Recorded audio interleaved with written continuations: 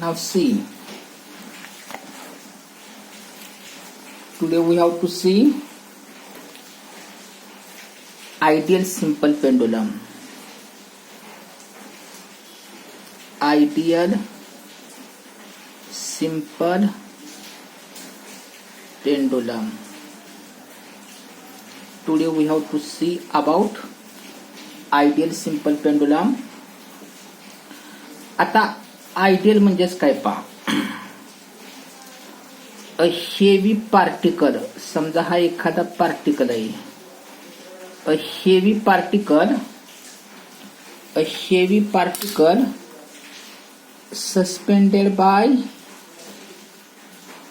suspended by weightless and inextensible string. String कशी आहे? Weightless and inextensible. Particle a heavy particle हा heavy असला पाहिजे. स्ट्रिंग वेटलेस इनएक्सटेन्सिबल असली पाहिजे. Suspended to fix rigid support.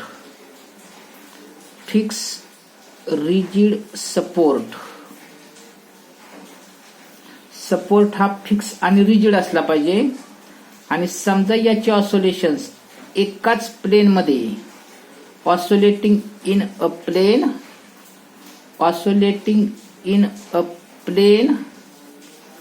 With smaller amplitude. बघा, याची ऑसोलेशन्स एकाच प्लेन मध्ये असली पाहिजेत आणि त्याची अँप्लिट्यूड मात्र स्मॉल असली पाहिजे. Such a pendulum is called as ideal simple pendulum. What is ideal simple pendulum? A heavy particle suspended by weightless and inextensible string to a fixed rigid support and oscillating in a plane with smaller amplitude is called as ideal simple pendulum. But we can't obtain a particle with heavy mass as well as weightless and inextensible string. Therefore, we can't realize such ideal simple pendulum. Ideal simple pendulum अस्तित्वात का आणता येत नाही? कारण आपण एकतर तो particle निर्माण करू शकत नाही किंवा तशा प्रकारचा पार्टिकल आपण या स्ट्रिंगच्या सहाय्याने सस्पेंड करू शकत नाही. And therefore, we can't realize such ideal simple pendulum. What is ideal simple pendulum? A heavy particle suspended by weightless and inextensible string to a fixed rigid support and oscillating in a plane with smaller amplitude is called an ideal simple pendulum. But this ideal simple pendulum cannot be realized, and therefore we have to consider practical simple pendulum. Simple pendulum. Ideal simple pendulum आपल्याला अस्तित्वात आणता येत नाही. And therefore we have to consider practical simple pendulum. आता practical simple pendulum मध्ये फक्त एक term change करायची. हेवी पार्टिकलच्या ऐवजी स्मॉल हेवी मेटल स्पियर, फक्त एवढं कन्सिडर करायचं. प्रॅक्टिकल सिंपल पेंडुलम मध्ये हेवी पार्टिकलच्या ऐवजी small heavy metal sphere suspended by weightless and inextensible string to a fixed rigid support like this and oscillating in a plane with smaller amplitude is called as practical simple pendulum. What is practical simple pendulum? Definition अशीच करतोय आपण. a heavy metal spear, a heavy metal spear. फक्त पार्टिकलच्या ऐवजी आपण metal sphere घेतोय. A heavy metal sphere suspended by weightless and inextensible string to a fixed rigid support and oscillating in a plane with smaller amplitude is called as practical simple pendulum. आता याची motion कशी असते आपण ते study करतोय. Motion of practical simple pendulum. Motion of practical simple pendulum like this. Motion of practical simple pendulum. Now see, consider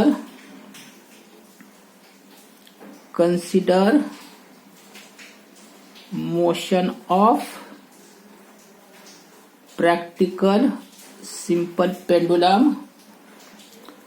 Let m mass of metal bob, हा जो metal bob आहे त्याचं mass, L length of string, M mass of metal bob, L length of string, theta that is angle between string with vertical, theta angle between string with vertical,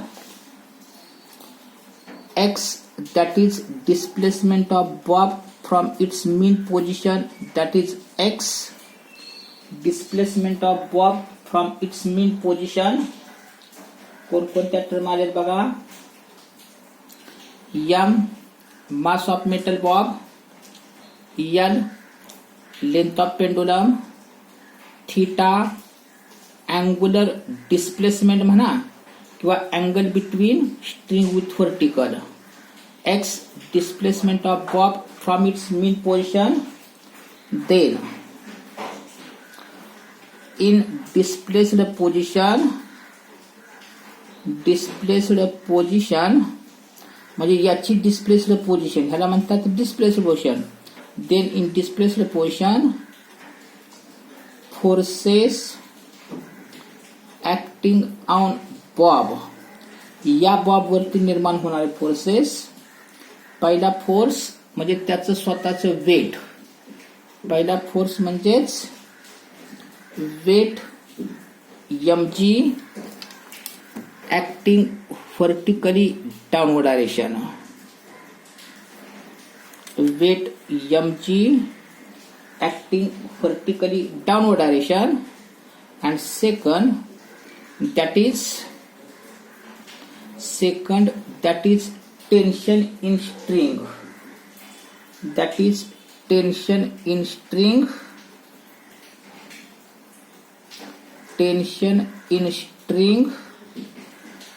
which is along string towards support.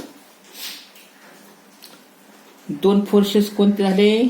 पहिला force weight mg acting vertically downward direction. Second, tension in string which is along string towards support. Now this tension can be resolved into two components. किंवा फक्त वेटला म्हणा. Now this weight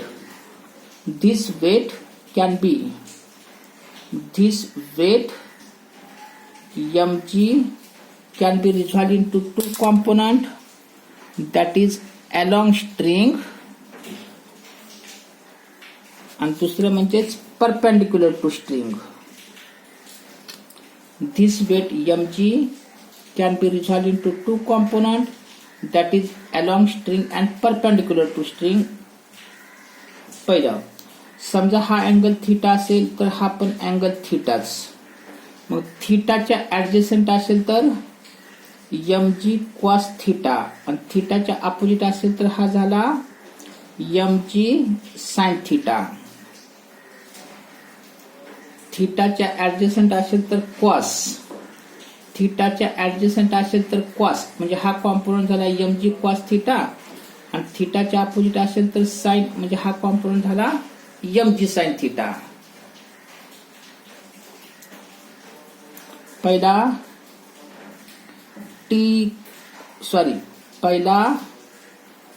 mg cos theta along string away from support. हा कसा आहे? along string away from support and it is balanced by tension in string. It is balanced by tension in string.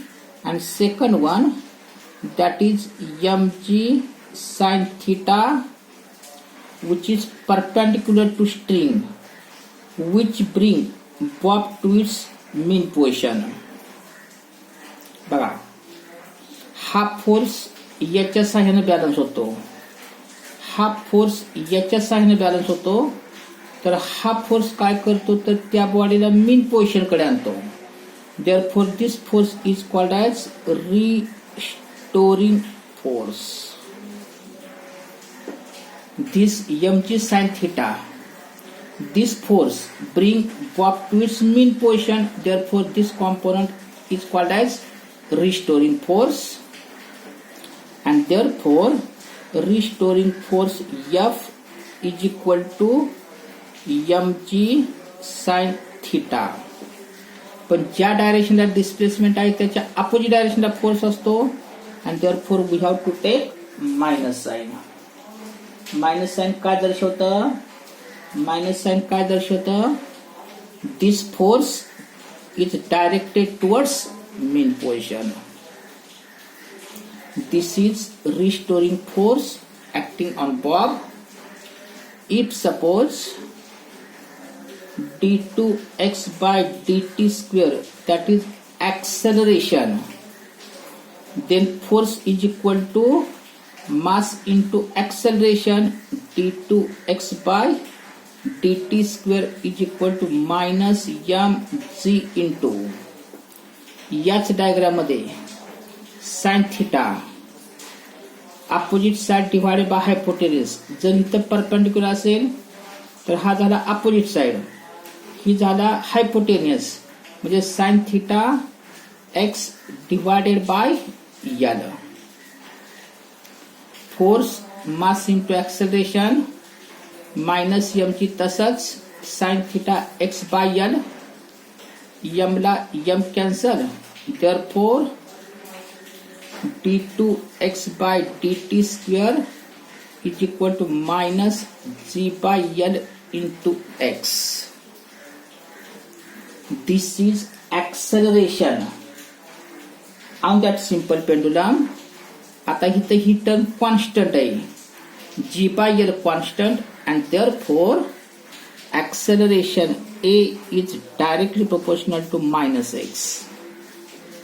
Thus, acceleration is directly proportional to displacement.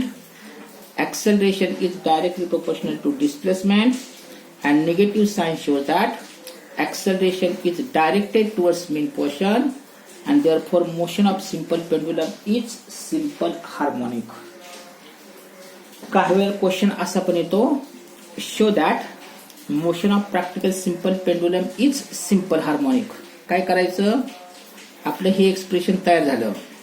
acceleration is directly proportional to displacement, and negative sign show that acceleration is directed towards mean position. Therefore, motion of simple pendulum is simple harmonic. आता जर समजा याची motion simple harmonic असेल तर मग त्याचा period किती असतो? Period of simple pendulum. Period of simple pendulum. Period of simple pendulum.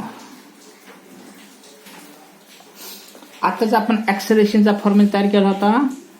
d2x by dt square is equal to minus g by l into x. बघा, ऍक्सेलरेशनचा हा फॉर्म्युला आहे. d2x by dt square is equal to minus g by l into x. But acceleration in linear simple harmonic motion, that is d2x by dt square is equal to minus omega square x. This is acceleration of simple harmonic motion. This is an expression for acceleration of linear simple harmonic motion, and this is an expression for acceleration of simple pendulum. हे जसं acceleration आहे तसंच हे पण acceleration आहे. हे जसं acceleration आहे तसंच हे पण ऍक्सेलरेशन आहे. This is acceleration of particle performing HHM. This is acceleration of particle performing simple pendulum. मग हे ऍक्सेलरेशन आणि हे ऍक्सेलरेशन सारखंच असेल. ही मोशन HHM आहे, ही पण मोशन HHM आहे. याचा अर्थ ही दोन इक्वेशन्स कम्पेअर करून आपल्याला ओमेगा तयार करता येईल. From this about two equations omega square is equal to omega square value काय तयार होईल? G/L, which implies omega is equal to root G/L, but omega that is 2 pi by t. Omega value किती असते? 2 pi by t is equal to root G/L. याचा reciprocal केला तर याचा reciprocal करा. therefore t divided by 2 pi. याचा पण reciprocal केला, याचा पण रेसिप्रोकल करा. Root L divided by G. and therefore period of simple pendulum 2 pi root L divided by G. This is an expression for period of simple pendulum. What is period of simple pendulum? That is 2 pi root L divided by G. आता हे expression तयार करत असताना आपण काय काय consider केलं? Amplitude is very small, length of pendulum is very large. While deriving expression of period pendulum, the following assumptions are made. पहिलं, amplitude is very small, length of pendulum is very large, and motion of pendulum is along single vertical plane. Motion is in single vertical plane. म्हणजे हे expression तयार करत असताना आपण हे असून केलेलं आहे. काय काय असून केलं आहे? Angular displacement is very small, length of pendulum is large, and motion of simple pendulum is along a single vertical plane. Means bob moves along a single vertical plane like this. आता यावरून आपल्याला काही conclusions आहेत. Conclusions और laws of simple pendulum. Laws of simple pendulum. आपण हे simple पेंडुलमचं expression तयार केलं. हे आपण सिंपल पेंडुलमचं एक्सप्रेशन तयार केलं, पण याची काही कन्क्लुजन्स आहेत किंवा काय लॉज आहेत. या एक्सप्रेशन वरून पहिलं law of length. Law of length हे कॉन्स्टंट आहे, हे कॉन्स्टंट आहे. म्हणजेच period of simple pendulum is directly proportional to square root of length of simple pendulum. If acceleration due to gravity is constant, then period of simple pendulum is directly proportional to square root of length. Second, law of acceleration due to gravity. समजा L constant असेल, length of pendulum constant असेल, तर period is inversely proportional to square root of G. Means period is inversely proportional to square root of acceleration due to gravity. हे महत्वाचे दोन law झाले. Lodge और conclusions. पहिलं काय आहे? Law of length. If acceleration due to gravity is kept constant, then period of simple pendulum is directly proportional to square root of length.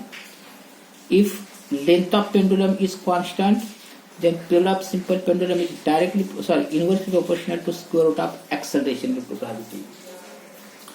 त्यानंतर third one, law of मास, आणि चौथं law of amplitude. Law of mass, law of amplitude. हिथं मास term नाही, means period of simple pendulum is independent of mass of pendulum. amplitude पण कुठंच नाही पाहिजे. amplitude ही term absent आहे, and therefore period of simple pendulum is independent of amplitude. बघा इथं, period of simple pendulum is independent of mass as well as independent of amplitude.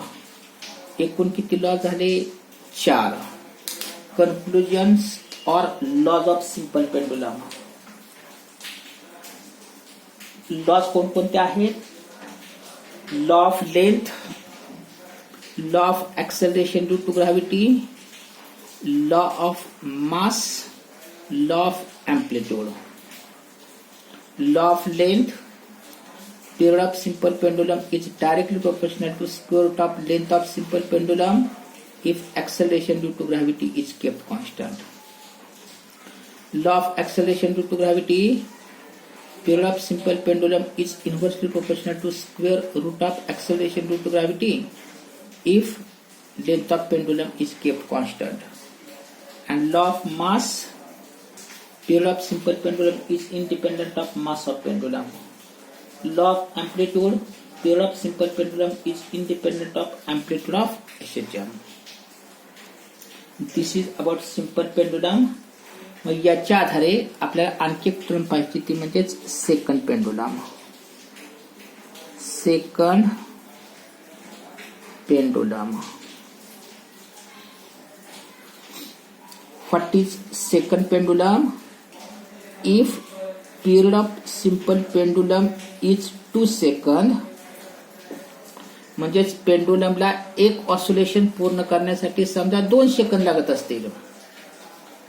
पेंडुलमला एक oscillation पूर्ण करण्यासाठी समजा 2 सेकंद लागत असतील, then such a pendulum is called as second pendulum. What is second pendulum? Definition: a simple pendulum whose period is 2 seconds. A simple pendulum whose period is 2 seconds is called as second pendulum. आपल्या जो simple pendulum पिरियडचे expression आहे 2 pi root L divided by G. This is an expression for period of simple pendulum. But for second pendulum, period is 2 seconds.